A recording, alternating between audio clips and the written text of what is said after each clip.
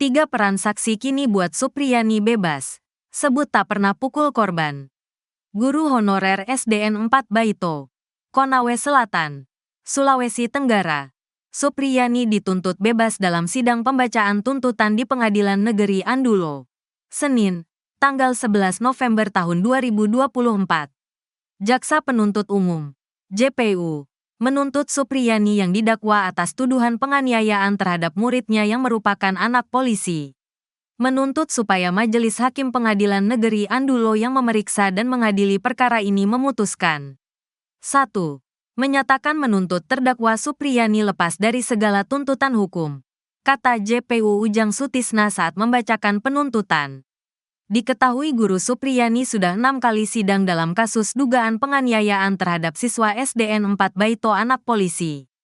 Dalam sidang perdana, Guru Supriyani didakwa melakukan penganiayaan terhadap murid berinisial D atas tudingan tersebut. Guru Supriyani dijerat pasal 80 ayat 1 junto pasal 76 CUU Perlindungan Anak serta pasal 351 KUHP.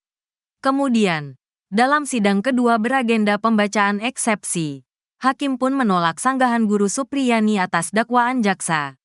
Selanjutnya sidang pun berlanjut dengan pemeriksaan saksi fakta dan saksi ahli, termasuk pemeriksaan terdakwa Supriyani.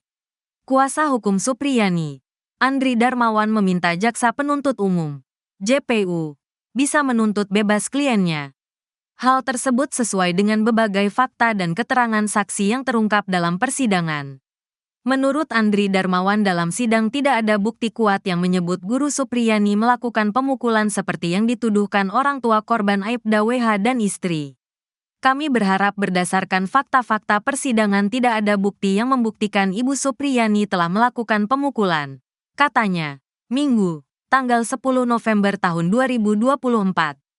Sehingga kami berharap JPU bisa menuntut bebas Ibu Supriyani, lanjut Andri Darmawan menambahkan. Terpisah, Wakil Kepala Kejaksaan Tinggi atau Wakajati Sulawesi Tenggara, Anang Supriyatna mengatakan saat ini pihaknya terus melakukan pemantauan jalannya persidangan. Terkait mekanisme penuntutan kepada Supriyani, Anang mengatakan hal tersebut bergantung fakta persidangan di pengadilan. Jaksa Penuntut Umum, JPU, akan mempertimbangkan fakta-fakta perbuatan ataupun fakta-fakta hukum yang terungkap di persidangan, bukan berdasarkan berkas perkara, katanya. Kamis, tanggal 7 November tahun 2024. Sekalipun, kata Anang, acuan kasus ini berdasarkan berkas yang diterima Kejaksaan Negeri dalam menyusun dakwaan. Nanti kemudian di persidangan faktanya seperti apa, maka akan menjadi landasan JPU untuk membuat tuntutan, tuturnya. Dalam sidang keempat kasus Guru Supriyani di PN Andulo, Konawe Selatan, Rabu, tanggal 30 Oktober tahun 2024, 3 saksi yakni Kepala Sekolah SDN 4 Baito Sana Ali, Wali Kelas D Lilis, dan Guru Kelas 4 SDN 4 Baito. Dalam kesaksiannya, Lilis meyakini Supriyani tidak memukul D karena menurutnya pada saat peristiwa terjadi Rabu, tanggal 24 April tahun 2024, Supriyani sedang mengajar muridnya di kelas 1B. Sedangkan anak Aibda WH berada di kelas 1A. Lilis yang menjadi wali kelas 1A mengaku saat hari kejadian dirinya hanya pergi menandatangani dokumen di ruang guru. Ruangan tersebut hanya bersebelahan dengan ruang kelas tempat Supriyani mengajar. Waktu tempuh dari ruang kelas ke kantor tempat tanda tangan juga hanya memakan waktu kurang lebih 5 menit. Selama dirinya keluar, tidak ada insiden atau kejadian pemukulan murid apalagi pada waktu pukul 8.30 WITA seperti yang dituduhkan ke Supriyani. Ibu Supriyani mengajar di kelas 1B, dan saat itu saya tidak dengar atau terima laporan kalau ada anak didik saya dipukul, ujar Lilis. Saya pukul 9 itu hanya pergi tanda tangan di kantor tidak lama juga tinggalkan kelas kira-kira 5 menit, ucapnya. Ia mengatakan masalah tersebut baru didengarnya pada hari Jumat saat Supriyani dituduh memukuli siswanya. Hal yang sama juga disampaikan Nur Aisyah, guru kelas 4. Aisyah mengatakan anaknya kebetulan sekelas dengan anak Aibda WH di kelas 1A. Bahkan dirinya sudah menanyakan kejadian itu ke anaknya soal tuduhan Supriyani memukul korban pada hari Rabu. Saya tanya anak saya, Dia jawab tidak ada pemukulan di hari Rabu dan jam itu. Karena mereka sedang belajar, kata Nur Aisyah. Begitu pula Kepala SDN 4 Baito, Sana Ali, yang meyakini Supriyani tidak melakukan penganiayaan. Terkait kasus tersebut, ia hanya sempat diminta penyidik polisi untuk membantu memanggil Supriyani agar menemui Aibda WH. Hal itu untuk membujuk Supriyani menemui WH dan mengakui kesalahannya. Saya tanya Bu Supriyani bagaimana Bu? Dia jawab saya mau minta maaf apa saya tidak salah. Kata Sana Ali memperagakan ucapan Supriyani. Kejanggalan tuntutan bebas Supriyani oleh JPU. Dianggap pukul anak Aibda WH. Jaksa Penuntut Umum, JPU, menuntut guru Supriyani dibebaskan dari tuduhan penganiayaan terhadap muridnya.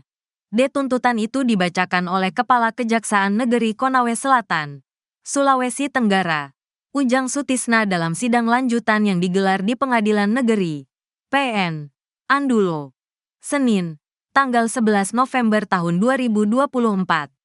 Berdasarkan ketentuan perundang-undangan, kami penuntut umum pada Kejaksaan Negeri Konawe Selatan akan menuntut supaya Majelis Hakim Pengadilan Negeri Andulo yang mengadili perkara ini menyatakan menuntut terdakwa Supriyani lepas dari segala tuntutan hukum, kata Ujang. Dilansir tribunnyusultra.com. Jaksa juga menuntut Supriyani agar bebas dari segala tuntutan dakwaan ke-1 melanggar pasal 60 ayat 1 junto pasal 76 Undang-Undang Kepolisian Nomor 35. Jaksa juga meminta agar barang bukti dan alat bukti yang ada di dalam persidangan untuk dikembalikan ke saksi. Menetapkan barang bukti berupa satu pasang baju seragam SD dan baju lengan pendek batik dan celana panjang warna merah dikembalikan ke saksi Nur Fitriana. Kedua, sapu ijuk warna hijau dikembalikan ke saksi Sana Ali, ujar JPU. Kendati dituntut bebas oleh JPU, pihak Supriyani melalui kuasa hukumnya akan mengajukan sidang lanjutan dengan agenda pledoi atau pembelaan. Kuasa hukum Supriyani, Andri Darmawan menilai tuntutan JPU aneh dan masih belum jelas. Sebab, alasannya tidak masuk ke dalam alasan pembenar ataupun pemaaf. JPU menuntut bebas tetapi memang dia menyatakan ada perbuatan tetapi tidak mensrea. Ini menurut kami sesuatu yang aneh, ungkapnya. Oleh karena itu, pihak kuasa hukum Supriyani tetap melanjutkan persidangan pada Kamis, tanggal 14 November tahun 2024. Kami akan melakukan pembelaan, kata Andri kepada majelis hakim terkait tuntutan yang diberikan JPU. Alasan JPU tuntut Supriyani dibebaskan Ujang menuturkan, pertimbangan JPU mengajukan tuntutan bebas itu lantaran tidak ditemukan hal-hal yang memberatkan Supriyani. JPU menilai luka yang dialami korban tidak pada organ vital dan tidak mengganggu korban. Lalu, perbuatan Supriyani terhadap korban dinilai bersifat mendidik dan dilakukan secara spontan.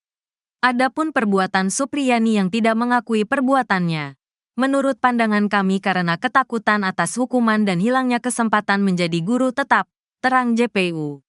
Selama menjalani persidangan sebanyak 7 kali, Supriyani juga dinilai sopan dan kooperatif.